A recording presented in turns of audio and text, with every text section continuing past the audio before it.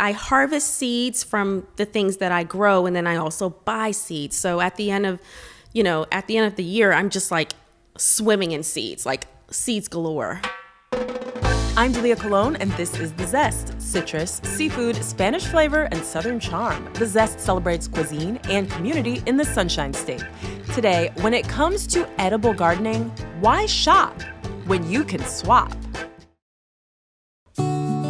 Quick reminder, we are still accepting your questions for our Ask Us Anything episode. So whatever's on your mind about food, restaurants, podcasting, our home life, our hobbies, how we got into this, my puppy, anything you want to know at all, email us your questions to info@thezestpodcast.com.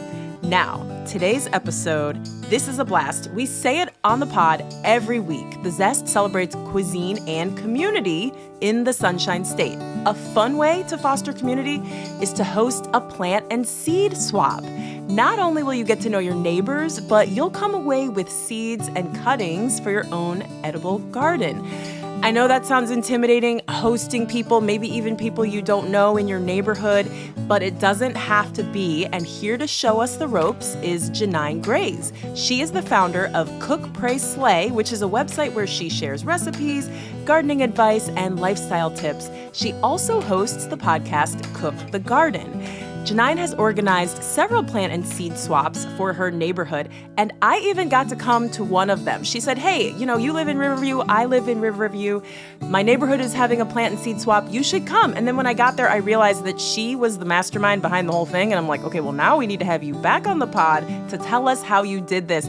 So I visited Ginain at her home, and we sat around her dining room table drinking homemade Hibiscus Lime Refreshers that she brewed with, flowers from her very own garden, because Ginain is so extra, and I am totally here for all of it.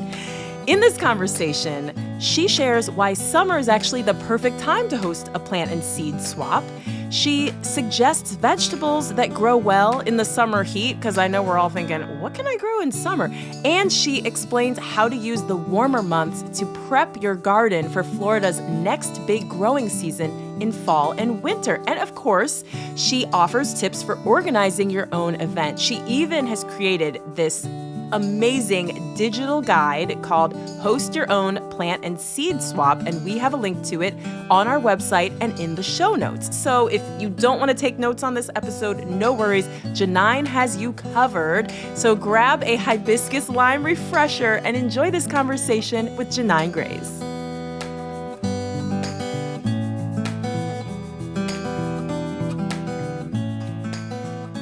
So a plant and seed swap is an opportunity for folks in the community just to come together and fellowship around plants, whether they're vegetables or house plants, and just coming together and trading and swapping. It's an idea that I had for a couple years, and I said, why not? So I love the community feel, and of course, I love plants. You know that, right? Yep. So I love to grow food. Like, growing food is my thing. I have a few house plants here and there, but I figured, let's just all come together and see what comes out of it. That was such a great idea. A few years ago, I had a block party for my neighborhood, and so many of the neighbors said, oh, I always thought about doing something like this. So I bet you're not the first person who thought of it, but you're the one who took the action. I did. I have to be honest with you. I was a little bit nervous at first, because I'm like, gosh, I don't know if the appetite's there, like we live in a pretty large subdivision, and, I know my neighbors, my close by neighbors, but, I don't really get a chance to get out there and meet more of our neighbors. And I was just like, you know what, let me just put it out there in our Facebook group and see if there's an appetite for it. We all have pretty large yards around here, so I know there's some gardeners, so I figured, why not? And I put a call out on our Facebook group, and the response was overwhelming. I'm like, okay, I've got to do this now. Like, I put myself out there, and now I actually have to do it. Oh my gosh. So then what did you do? So we just had the second one this year. So with the first one last year, it was really just like informal. I picked a date. I kind of surveyed, our neighbors and said, okay, like, here are a couple of dates what are you guys thinking? And so it was kind of like majority wins. So we picked a date, and we have a really nice dam down the street. You were there. Yeah. You have like a lake. Yes. And then there's a dam. So it's kind of like a non-vehicle traffic area. That's right. That's right. So, we're pretty blessed that we do have that area for us. It's easy for us to gather around for a larger group. I've heard people do this out of their homes too. So if that was, I did ask my HOA, is this okay? And they're like, oh my God, please do it. But if that was going to be a problem, I could have done it at my house or whatever too. But yeah, so we picked a day, we picked a location. And for me, it was really important to engage the other neighbors, especially the folks who were really excited about it. And we did. We picked a day, we picked a time, we picked the location, and the rest is history. I love that. Okay, and for people who are thinking this is a great idea, but it's overwhelming, you have put together a kit. Yes. That people can download. I did. Where can we get the kit? You can get the kit on my website at cookprayslay.com. And really what it entails is it's a guide from start to finish of how to plan a plant and seed swap in your community. So I kind of take you from the planning phase to promoting it, what you can expect, what are some tips and tricks that I've learned over, like hosting a couple of them now. I kind of feel like a pro at this a little bit. I think you are. There's still a lot to learn, but I did learn, from these past two experiences. And I take you through the whole process and just even afterwards, right? Like, how do you plan for the next one? Because trust me, once you host one, you're going to want to do it again. Especially if you've had such a great response from your neighbors and your community members the way I did. I'm really excited to just continue this. This kit is incredible. You emailed it to me. And first of all, it's beautifully designed because I know you have a design background. Yes. But it really is like plug and chug. Yep. So if you're thinking, I don't have time to organize, I don't have time to come up with a social media post, all you really have to do is put in your information, the date, the time, the address, and Ginain has laid everything out. I mean, it's really like you're holding our hand, which I appreciate. So let's go over some of the things that are in the kit. Let's start with what you asked people to bring and then what you provided. That's right. So for the actual event, I asked people to bring whatever they had as far as like cuttings or seeds. I know for myself, I have a ton of seeds. And that's always something I feel like folks are just spending money on. And and for me, I harvest seeds from the things that I grow, and then I also buy seeds. So at the end of the year, I'm just like swimming in seeds, like seeds galore. So, I try to keep it very open for folks, and I didn't want to exclude anyone either. So I did say, hey, even if you don't have seeds or cuttings or plants that you want to bring, just come on by.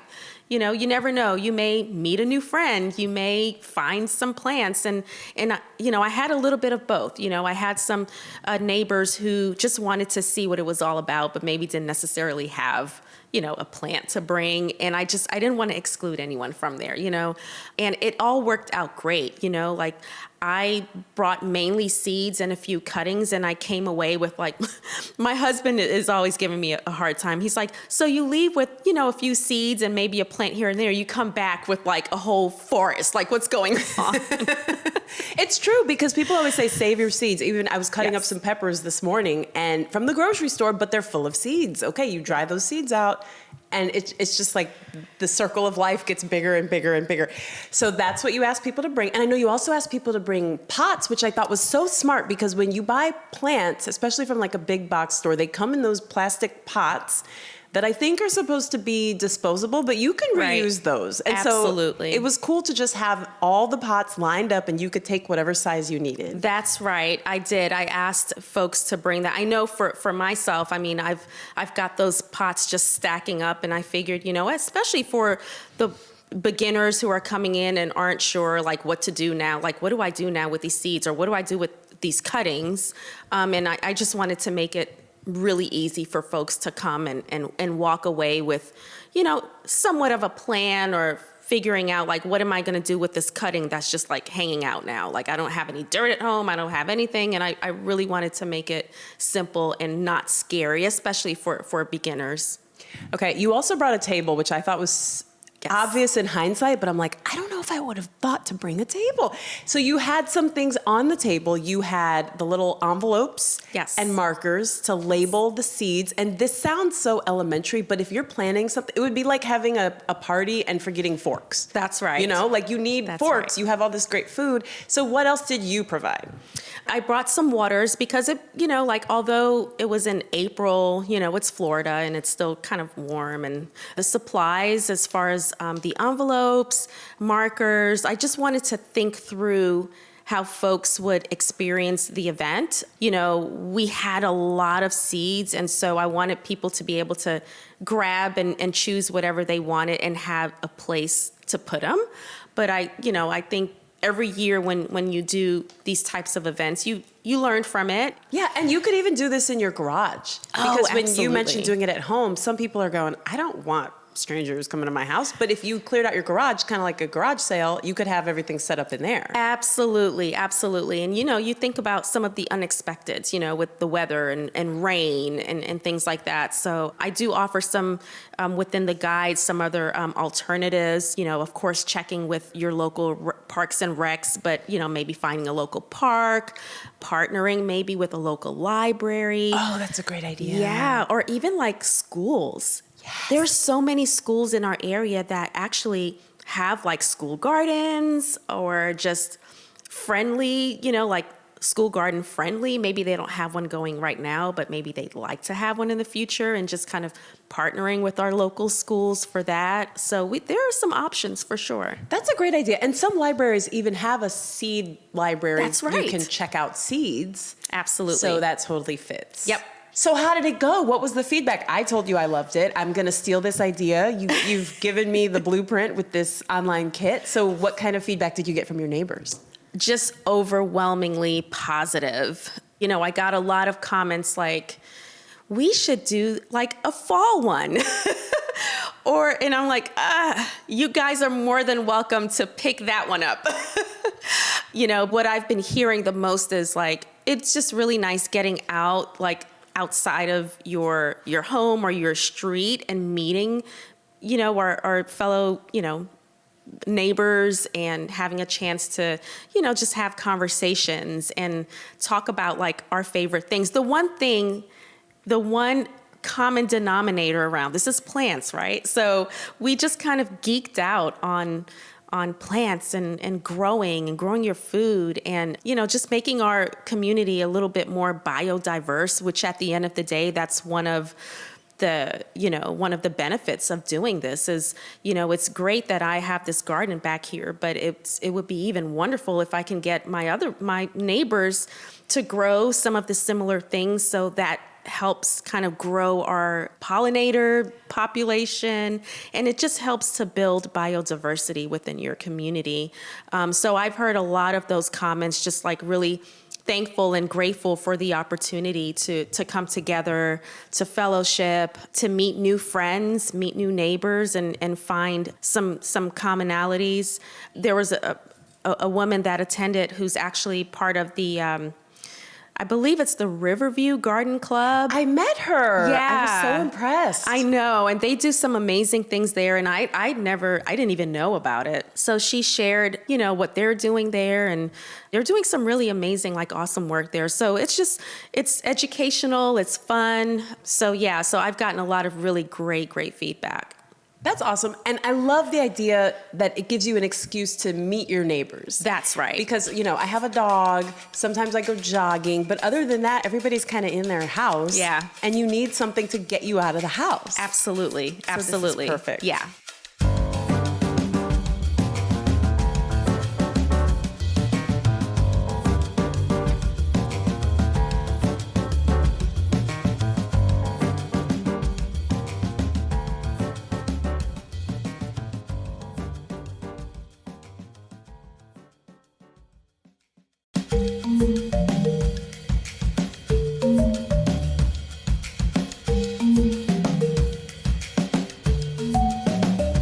was a little warm when I attended your swap in April. And of course, now we're getting into almost summertime. It's getting warmer all the time. What makes now a good time to do something like this? So now is a really great time to actually plan a plant and seed swap.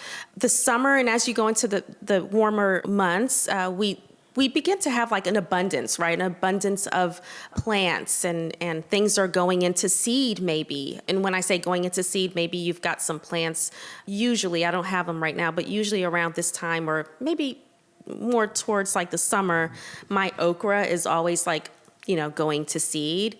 And so I let them do that because okra produces a ton of seeds. So by the time the warmer weather is over, you have an abundance of seeds. And so I think that would be a good time to maybe start planting. So in the meantime, I would just, cultivate your garden now so that, like in the summer months, you'll have cuttings that you can bring to a swap. You'll probably have some seeds from your greens that have, that are going to seed right now. So yeah, if you have anything going to seed right now, keep it because it's that gift that keeps on giving, right? So although your plants people look at plants dying as something negative, but it's really not. It's that cycle of life, and so it still produces those seeds. So definitely let them go to seed, and you'll be happy. You'll have a ton of seeds, and you can bring them to a plant and seed swap. For sure. Now, when you say going to seed, I have some lettuce that just went to seed. What do you mean by that? What does that look like for people who don't know? So it's the process of when your plant, I don't want to use the word dies, but that season is over for that plant, right? But then it produces seeds. It produces seeds that you can then harvest and use for next season. So it looks different for each plant. I know I talk about my okra all the time because they're one of my favorite things to harvest. But with the okras, they dry out and they become like little pods that hold the seeds. That's kind of it's the life cycle of a plant, and at the end of the day, it's a breathing, living being the way all of us are. And so that's just kind of, it goes through its cycle of life. And then once that plant has given all it can, it then produces the seed, which is, it's a gift, really. Like it's amazing. It is, and there's so many life lessons, I feel like, just when you thought it was over, it's like the next generation is so cool. So how do you save your seeds? It depends. You definitely want to, I do it old school. Like I don't really have this, sophisticated way of doing it. But I typically, I have little envelope, like little mini manila envelopes, kind of similar to the ones I brought to the seed swap. I just put them there in a kind of darker, cooler place. I've got, a little cubby place that I keep in my pantry, and I just stick them all there. And yeah, so that's kind of what I do. It's really simple. It's not high tech or anything. Yeah, I usually just dry them out on a paper towel and then transfer them to something else. Yeah. So what are you growing now? This is the time of year when the rest of the country is like living it up in the garden, and we're we already had strawberries, we already had blueberries, we already had collard greens. So what can we grow in these warmer months? So right now, I actually have some seeds that I started for eggplant. I love eggplants. I have some summer patty pan squash, which is, I love those because they don't really get those awful squash bugs that your typical like zucchinis and all of your other squashes, typically those plants attract the squash bugs. But those the summer squash, they're called patty pan squash. They kind of look like mushrooms. Oh, like the shape of them. They're kind of they're flat and they're ribbed. I'll show you. What color are they? They're really cool. They're different colors. I think the ones I have are white, but there are different ones. They're different colors, and they're really cool and very flavorful. So those are really great. One thing I do want to say about typically summer here in Florida is that it's a really good time to build up your soil. Yes, so, talk about that. Absolutely, because I try to not have much going on in the summer just because it is so hot. But just I like to take that time to really work on my soil. You build it up. You know, you can always have your soil tested with our local extension office. They will do it for free, I believe. So that's just a great option that not many people know about. So definitely utilize your local extension office because they're there to support us. IFAS. That's right. Institute for Agricultural Science. Yeah, through University of Florida. That's and every right. county has one. Every county has one. And typically the resources there are either free or very, very, very low cost. So definitely they have classes, they have workshops. Take full advantage of that. They are here to help us. I love that. The idea that maybe we can't grow everything we want right now, but this is a good time to educate yourself. That's and sometimes right. it could be like a webinar. You wouldn't even have to leave your air conditioning if you didn't want to. Absolutely. What do you mean when you say build up your soil? We've talked about this on the podcast before, and I'm like, I don't think my soil is built up. So that's a great question. So when I say building up your soil, I'm really just nurturing it, making sure it has the nutrients it needs, the right pH level. And I don't want to scare people off because when I say pH level, it's like, wait a minute, like that sounds like too science-y. but that's why I love to depend on the extension office because they do all that for you, and you can really geek out on that if you want to, but basically just amending your soil with either like cow manure, composting. Oh, I just started composting. Yes, yeah. So all of these like build your soil. It builds the nutrients. It gives it all the, really great things that it needs to help like your plants grow. So typically in the summertime and it gets like nice and hot and we get more rain. And so all of that like works together and it's like magic, right? Like it all comes together. So what you don't want is to, use like super dry, like just dirt by itself and with no. Okay. Strike one for me. You want to nurture that soil. And I think that's one step that a lot of folks kind of skip or don't really know about it, but it really does help set your plants up for success. I love that. Okay, Yeah. so this is kind of like the off season, but we're not doing nothing. We're right. like getting ready for the next big season. Okay, you made this hibiscus tea that looks Yes. like it belongs in a cooking magazine, and we're sitting here. I love talking to you, but I also just kind of want to stop talking and drink this. Is this a recipe that you could share, or do Absolutely. you have a recipe to share? Because Oh my people want to gosh. know. I mean, hibiscus is a flower that a lot of people have growing in their yard. That's right. Yes. And So- it grows very well here in Florida. It is, kind of like a tropical type of plant. So it does really great here in Florida. And if you do grow hibiscus, dry out the leaves. You can dry it out and make this delicious.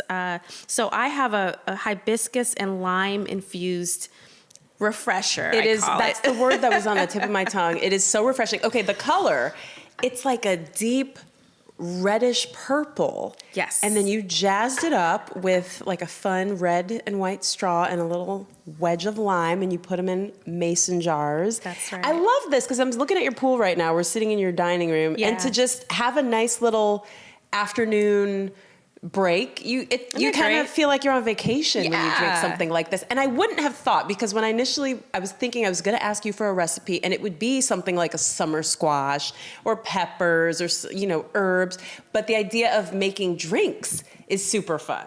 I'm really getting into that. Like I've just been geeking out over just using whatever I can from the garden to make fresh drinks. And I'm watching my sugar.